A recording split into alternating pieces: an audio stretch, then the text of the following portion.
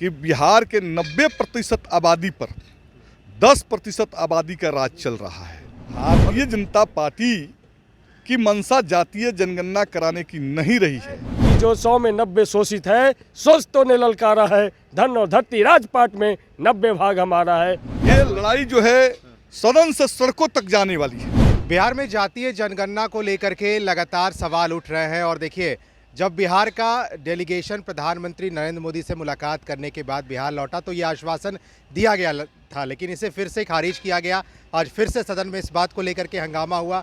हमारे साथ मांझी से विधायक सत्येंद्र यादव हैं। एक बार फिर से जातीय जनगणना को लेकर के हंगामा हुआ। जी बिल्कुल, वामपंथी पार्टियां, राष्ट्रीय जनता दल समेत अन्य पार्टियों ने जातीय जनगणना की मांग को लेकर सदन के अंदर जो है आज अपनी बात रखना चाहते थे, लेकिन अध्यक्ष महोदय के इजाज़त नहीं मिलने के चलते सदन के बेल में है। इस सवाल को लेकर जो है लोग आवाज़ लगाते रहे हैं और हम समझते हैं कि जातीय जनगणना की जो सवाल है वो बिहार के लिए बहुत ही गंभीर सवाल है और सरकार ने आश्वस्त भी किया था कि हम अपने फंड से जातीय जनगणना कराएंगे, लेकिन माननीय मुख्यमंत्री नीतीश जी किस मजबूरी में जातीय जनगणना नहीं करा पा रहे हैं, ये समझ से परे है।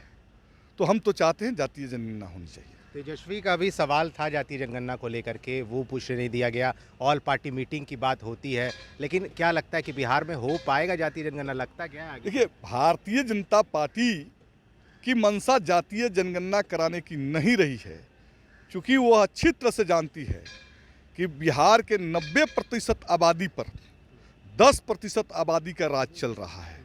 और जब जातीय जनगणना होगा तो जाहिर सी बात है कि जो पिछड़ी जातियां हैं, दलित जातियां हैं, पसमानदा समुदाय के लोग हैं, वो लोग के अधिकार की बात होने लगेगी। आर्थिक, राजनीतिक, सामाजिक, न्यायिक सारे जगहों पर उनको प्रतिस्थापित करने की मांग उठने लगेगी और उससे भारतीय जनता पार्टी के जो कोर वोटर्स हैं, वो कोर वोटर्स जो जमाए बैठे हुए, अड्डा जमाए बैठे हैं सभी दलों में, सभी जगहों पर, वो असहज स्थिति महसूस कर रहे हैं कि भारतीय जनता पार्टी एक रणनीति के तहत बिहार के अंदर जातीय जनगणना को रोकने का काम कर रही है।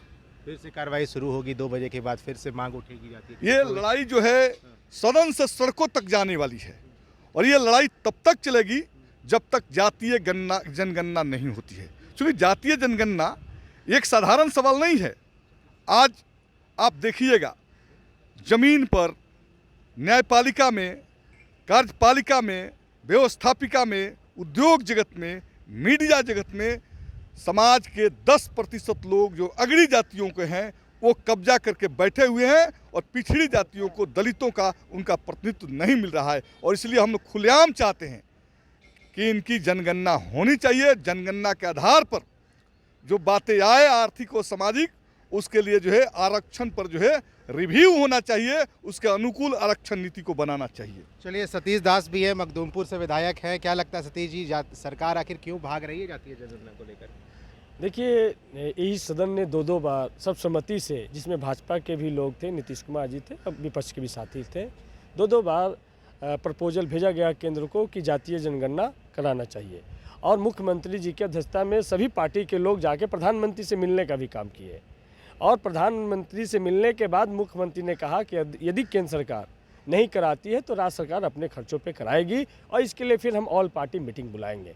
लेकिन लगभग 1 साल हो जाने को है, नीतीश कुमार जी का एक शब्द इस सवाल पर अभी तक जुबान नहीं खुला है और इस सवाल से बचना चाहते हैं। आज अल्पसूचित में माननीय प्रतिपक्ष के नेता तेजस्वी प्रसाद यादव जी का जातीय जनगणना के सवाल को लेकर के सवाल किया गया था, जो उसके लिए हमारे पार्टी के सीनियर नेता अधिकृत किए गए थे, लेकिन जानबूझ करके पहले सवाल में इतना समय उलझा दिया गया कि वो सवाल आ नहीं पाए। तो सरकार की मंशा साफ साफ नहीं है, लेकिन हम लोग जब तक विपक्ष में हैं, जब तक हम लोग हैं, लोहियावादी, कर्पूरीवादी, अम्बेडकरवादी ये जो तबका है, जगदेववादी जो तबका है, ये तमाम लोग, हम लोग चाहते हैं कि जातीय जनगणना हो और सरकार आकर के सदन में जवाब दे।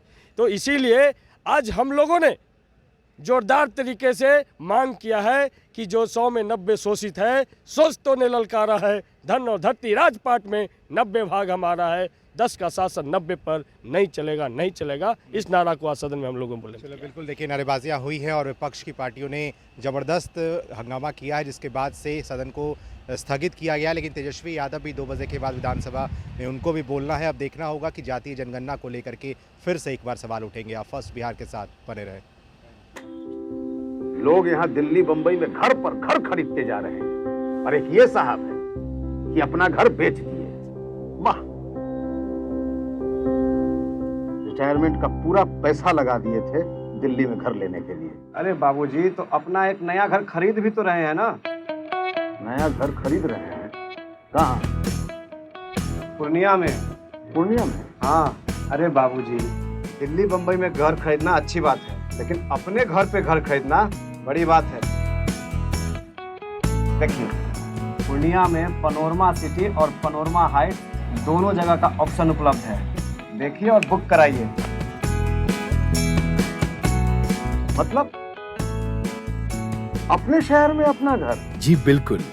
अब कीजिए घर वापसी पूर्णिया के पैनोरमा सिटी और पैनोरमा हाइट में। पैनोरमा सिटी और पैनोरमा हाइट, आपके शहर में आपका अपना घर।